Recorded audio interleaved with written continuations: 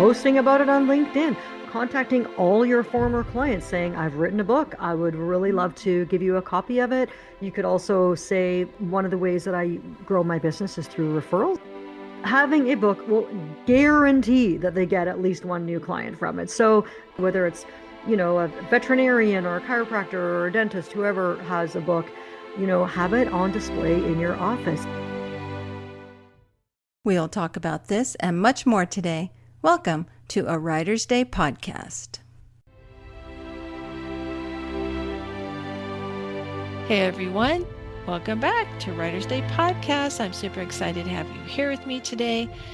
And I know that you have so many writing podcasts to listen to out there, so I'm honored that you're taking some time to listen to mine, which I created for you, folks who want to learn more about the writing craft, the publishing industry, and to listen to award-winning best-selling authors talk about their books. So welcome. And head over to artbyruth.com to learn more about me and my upcoming project, A Shadow of Hope, my next romantic suspense novel releasing in April. And you can pre-order it today over at Amazon. And also to sign up for my newsletter where you can learn more about my upcoming projects and podcast guests. And I always give away a free book to my newsletter subscribers. So you can have a chance to win a free book. Head over to artbyruth.com today and sign up for my newsletter, and you'll get a free PDF copy of my suspense novella, The Letter Opener. Okay, let's get started. My guest today is Suzanne Doyle-Ingram. She writes nonfiction, and she also has a publishing company that helps you. So Suzanne Doyle-Ingram is here to talk about the writing program she developed and more about the publishing industry. So you know the drill. Grab your favorite beverage, a comfortable chair, kick back and relax as we listen to Suzanne Doyle-Ingram talk about how she became an author and the services her company provides.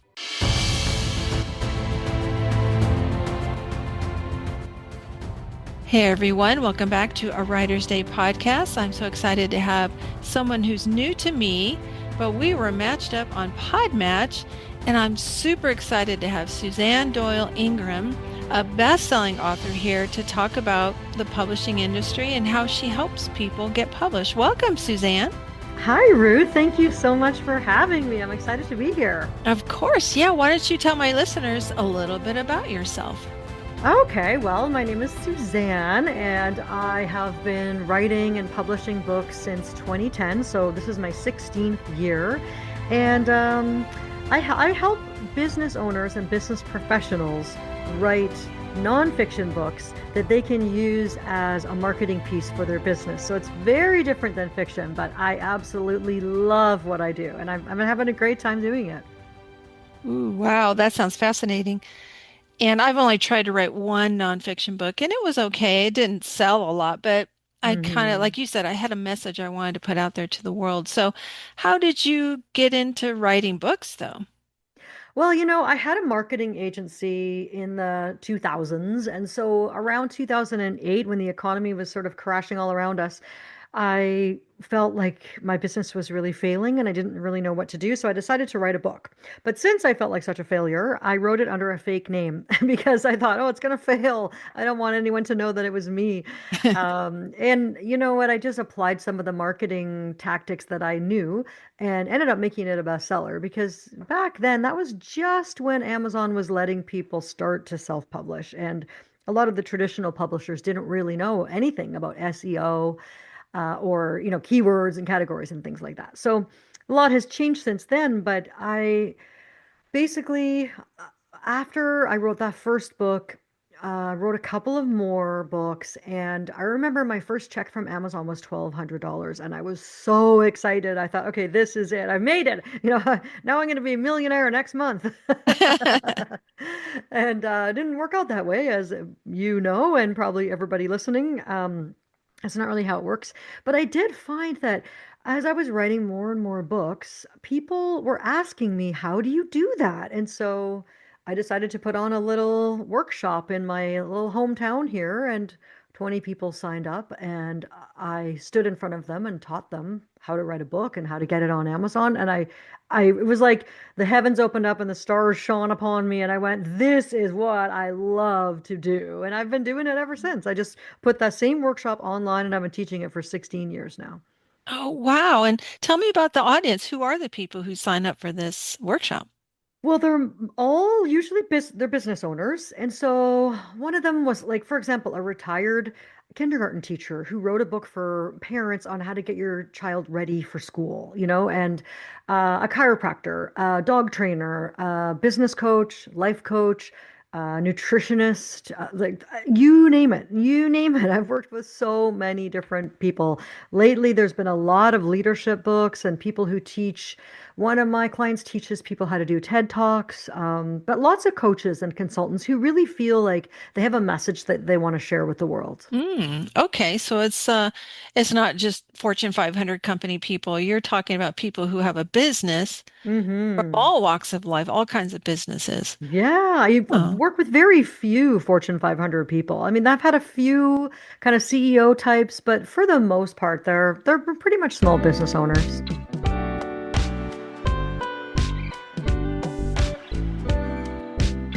Well, you kept saying that it's different from fiction, but to tell you the truth, there are some similarities in that when even you're writing a nonfiction book, you're still taking the reader on a journey. Yes. You know, you're Oh, kind of yes. telling your story. So, Yes. what are the first steps, that your folks, the people in this workshop and the people you work with, what's the most important first step you want them to take in writing a book? I love that you asked that. And it's just because I'm not creative and I don't think I could ever write a fiction book. I always say to people, "Oh, it's totally different." But you're right. I mean, you still have to have a solid outline. And what I usually guide people through for the first steps is even before you write your outline, for a business person to really think about, why am I writing this book? And what's in it for the reader? It Mm, can't all just be about you. So, mm, oh, I'm great. I started this business and I sell vacuum cleaners and you should buy them. Like that can't be your book, right? So it's really really important that you think about what you want your reader to feel and what you want your reader to know.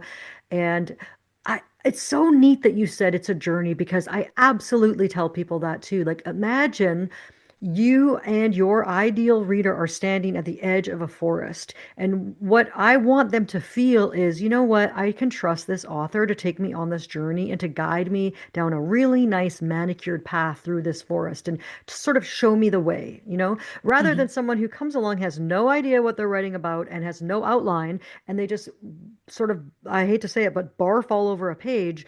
You can tell when you read that book, like they don't really have the reader in mind, and they're not really taking care of the reader. We want the reader to feel like they're in the right place. And that all comes from having a solid foundation and a very good outline. That is so important. The Hmm. why. I love that because I even tell the people who come to my workshops on how to write a fiction book, I always tell them the why. What is your why? Why are you doing this? Because if it's just to make a whole bunch of money or to have your book as a bestseller and to be the next J.K. Rowling, well, that's Hmm. probably not going to happen. So Yeah, I I know always tell them, it's so hard. right? I always tell them to set those realistic expectations so they're not, when that first rejection comes, they're not just completely flattened, or Yes. if the royalties from Amazon aren't as much as they thought it was going to be, they're not just going to quit. So, Yeah. right. I mean, the why is so important. Why do they Hmm. want to write this book? And who are their readers? Who are they trying to reach?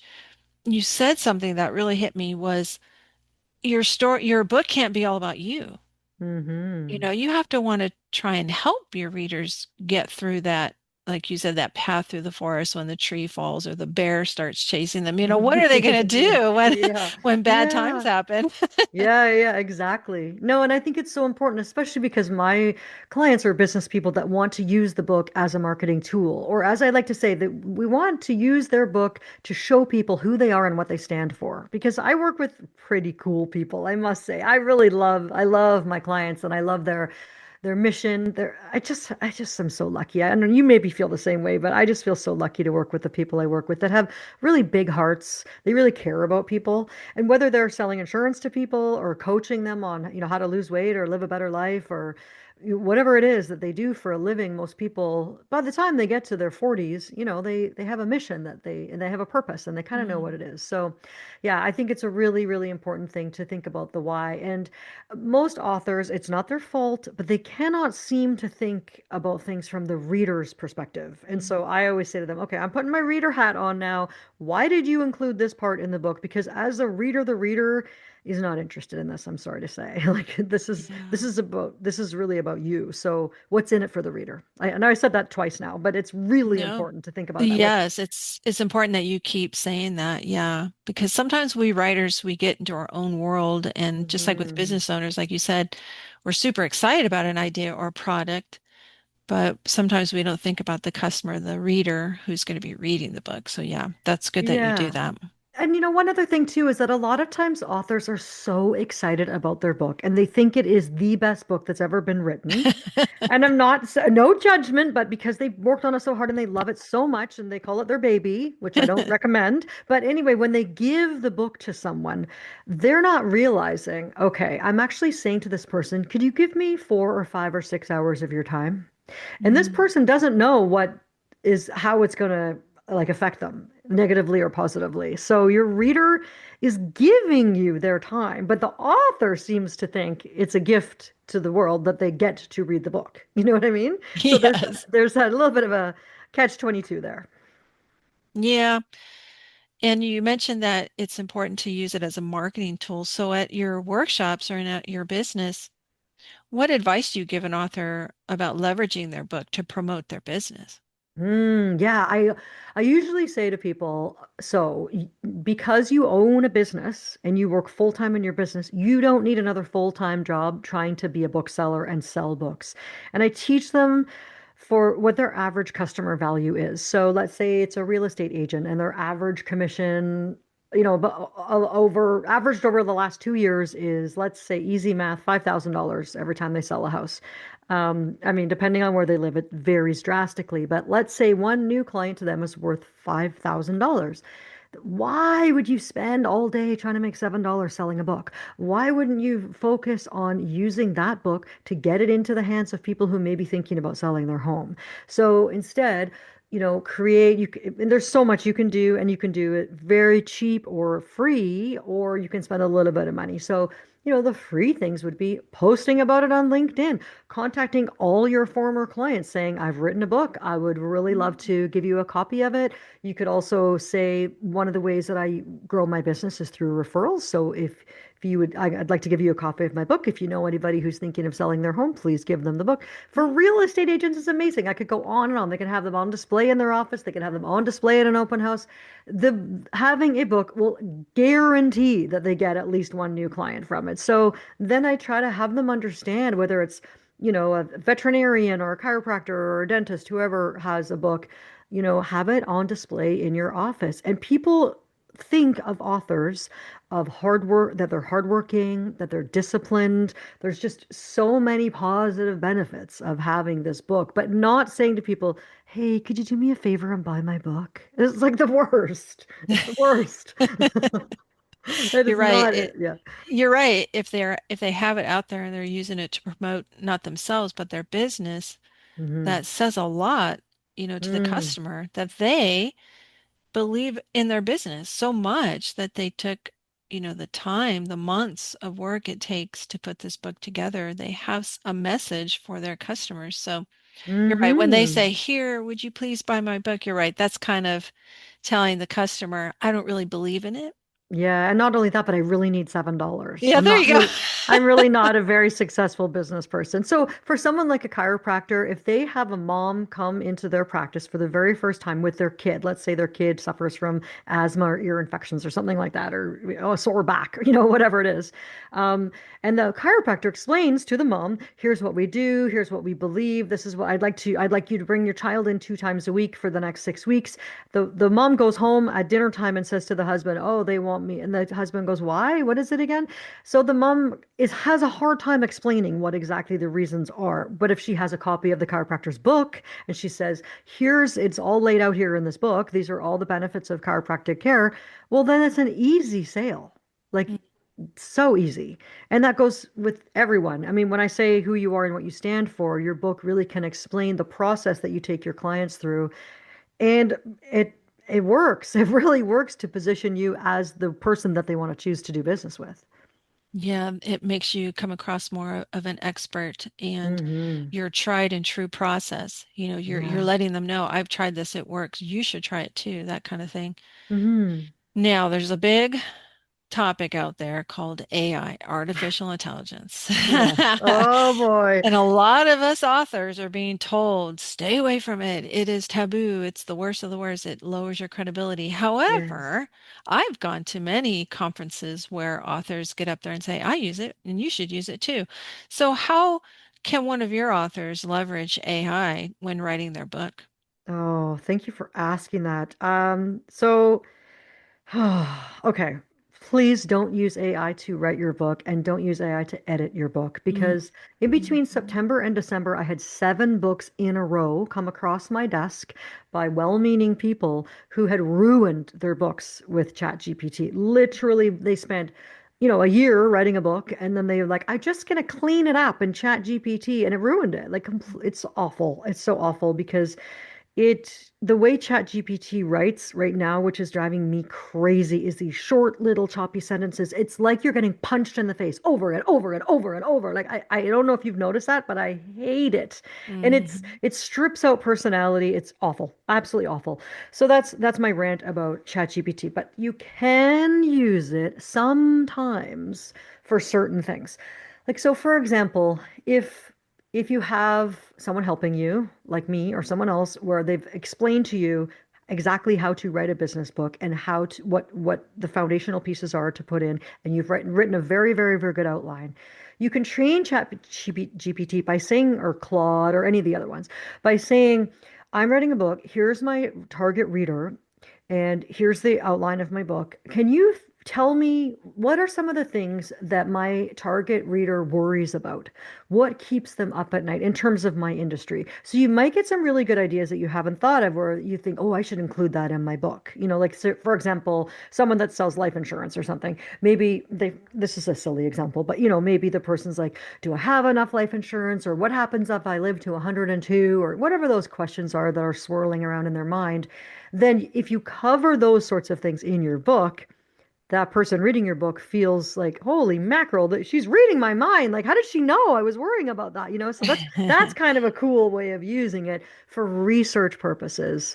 But I'm begging people not to use it to write their book. Yes, you're right. It's so obvious. And I've also been at conferences where the authors say, I write a book a month. And we're like, what? How can you do that? Well, I use Hmm. ChatGPT or I use this AI tool and it Yeah, edits and I put it up in, Amazon Kindle and voila. I know. And I I just know. cringe because I've read some of those books and you're right, they're awful. They really So, are. but you've Yeah. given a great idea of how to use it as a tool. I hadn't thought of that. That's amazing. And it all Hmm. comes from, you said training, and you have to train AI to work for you and not just pull out of thin air some things that other people have used. So your prompts that you put in there are so important. And the prompt idea you just gave was wonderful. What are some Hmm. problems people face? And one thing I always do, because I work in higher education, and sometimes I'll have people asking advice, should I go get my master's degree right after my bachelor's? Hmm. And what you said was interesting because I always tell them, well, why don't you spend a few months, years in your industry and start Hmm. looking for problems that you can solve. And then your master's degree will be about how you came across solving a problem that you noticed that nobody else had come up with. That's a great idea for a master's thesis. Hmm. That's So what, great. yeah, so what you just described is a great way too to use AI. Hey, these are some problems in my industry, or maybe come up with some problems in my industry that I hadn't thought of, Hmm. and then Yeah. create an outline, or here's my outline. How can I use it for a book? What could be some chapter titles, things like that. So yeah, Mhm. if you use it as a tool rather than a crutch, it's so much better for you in the long run. Yes, and also just elaborating on that a little bit more, like if you we want the reader, like I said, to feel like they're in the right place. We want the reader to feel like, wow, this author really gets me. They understand me. Because for a nonfiction book that's written by a business person, the end goal is to have the reader really feel like they know and like and trust this author and to reach out to the author, to work with them, to buy their services. Like maybe only one out of 100 readers will do that, but that really is the goal, right? Or of course to educate them on the industry as well. But so I feel like when you've done your research and you really are able to, again, going back to the book's not about you, it's about problems that you solve for your ideal clients, then the reader goes, I think I really want to work with this person because they get Mhm. me. I feel like they really understand where I'm coming from. And it's literally engineered into the book when you know how to do it properly. And so AI can help with that too, in terms of really digging deep, deep, deep into what are the main problems of the people that I'm trying to help. Yeah, or how can my business, help others out there? Or Mhm. here's my business, here's my mission and my vision. What are some things that I'm missing? How can I reach my customers? Things like Yeah. that. Those And are even great ideas. oh, thank you. I've got another one. So I was thinking even after the book comes out, you could ask ChatGPT to help you figure out, how can I create a talk around my book? Or Mm, where can I go and speak? What kind of groups and organizations are there out there that might like me to come and speak at their event? There's all kinds of like just use it for research. Just use it for research and don't have it right for you. Because also one major thing that's happening, and I'm sure you know this, Ruth, is that when you upload a book to KDP, which is the back end of Amazon, they ask you, did you use AI in the writing of this book? Did you use AI in any of the images? And you have to disclose. And hmm. people are going to be penalized for that. I don't know when, but it's coming. And Yeah. the real writers like us are going to be the winners. And the cheaters, I don't mean to be rude, but the people who are writing 25 books a month using ChatGPT, we all know that from basically when we were in elementary school and high school. The cheaters don't win. They just Mhm. eventually don't. So just stay true to yourself and trust yourself because a lot of times people just don't trust what they've written and that's why they put it into chat and they ruin it. You got Yeah. to hire a human being to be your editor, like an actual human being who has experience editing and not using AI. Yes, that is so important. I always tell that people too when they ask, what's the most important advice you give to writers? I say, hire a professional editor. Have Mm-hmm. money aside in your budget for it. And of course, for a professional book cover too. But most Mm-hmm. importantly, hire a human being to read and edit your book because AI, it'll edit it, but it hallucinates and it'll make mistakes. And I Exactly. don't know about you, but when I put stuff in AI, it's always like, wow, that's wonderful. I love where you're going. Would you like me to do this? Would you like me to do that? It never tells you, Yeah. nah, that wasn't so great. Or Yeah, nah, yeah, you're I don't you're see the where you're best, going. Ruth. Yeah, exactly. It tells you, wow, that was a great idea. You Yeah. need a human being who's going to tell you, no, that was not a good idea. Or like you said, you're not thinking about the reader. This is all about you. That's the kind of Yes. feedback you want, and a human being can do that, not AI. Actually, and it's so crazy to me how AI is grammatically incorrect many, many times. Like so many incomplete sentences and the overuse of M dashes, which makes Mhm. me crazy. And someone the other day, I said, "Oh, I can see that you've used AI because there are 260 M dashes in your Oof. manuscript, and any normal human being would never, ever, ever use that many." And so she said, "Oh, can you just delete them all and replace them with a comma?" I said, "No, no, I can." Sometimes it needs a semicolon. Sometimes it needs to be two separate sentences. Sometimes it's like, oh my gosh, where's this world going? You know? Yes, I know. You can definitely tell it just has this flatness to it. It has no Yes. emotion, no depth that an expert can add.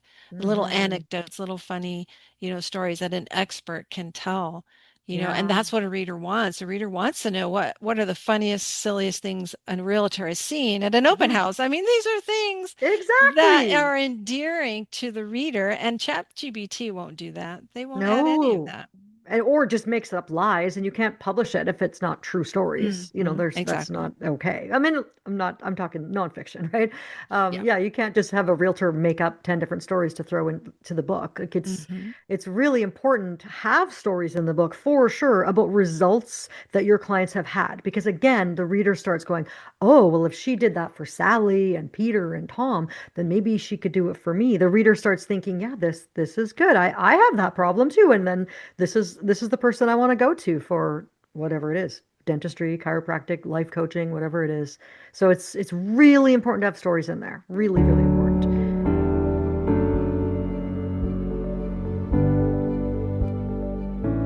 We talked about AI, but what else has changed in publishing in the last 10 years?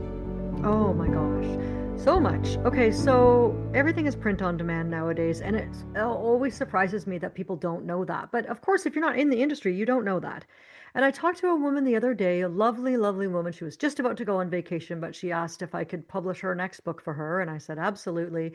I told her the pricing and everything because we charge a fee because we do cover design, interior typesetting, and then the full package is, we upload it to Amazon and everything. Some people can do that themselves, but there's often people who just don't want to learn how to do that. So, anyways, I told her that, and she said, oh, wow, my last book, she said, I spent so much money on my last book. And I said, oh, what do you mean? On what?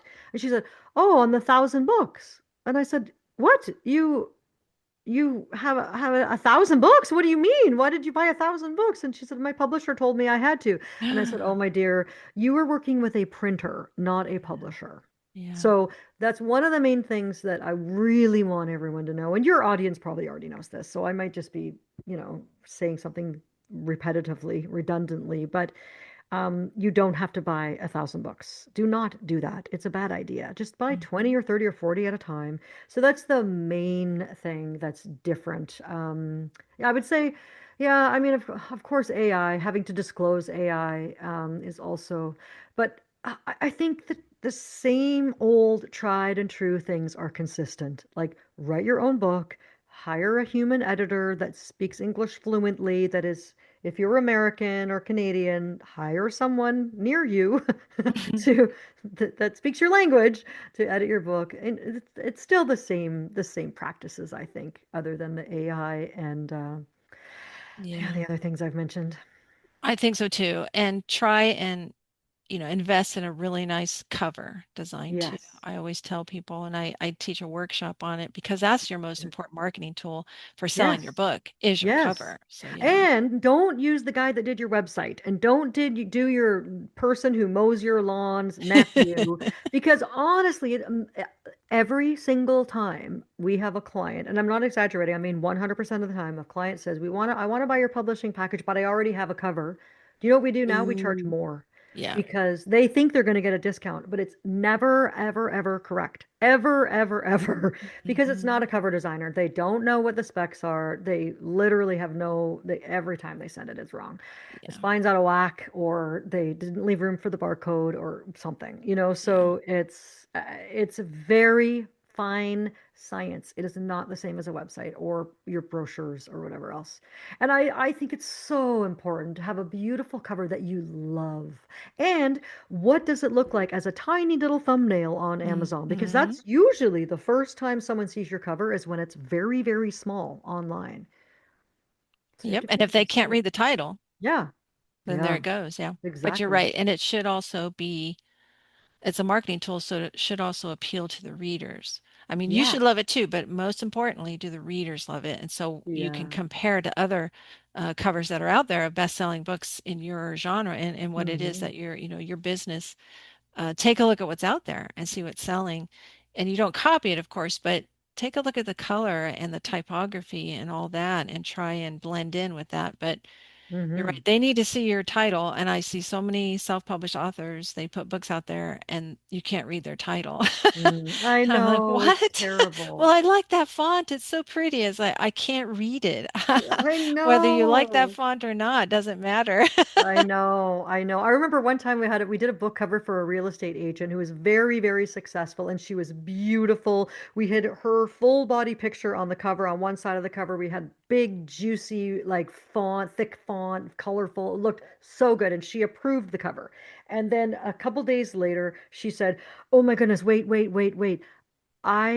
I don't like the cover anymore." I said, "Why not?" She said, "I showed it to my daughter and she doesn't like it." Oh, And I said, "Your 14-year-old daughter is not your ideal client, that's and I right. don't care what she thinks." Exactly. Exactly. The end, So because you're right. Yeah. it's beautiful and it's perfect. And Yeah. then she goes, "Oh yeah, okay, right. Yeah, yeah, yeah." Yeah, it has to appeal to the people you want to buy your book. Yeah, Yeah. exactly.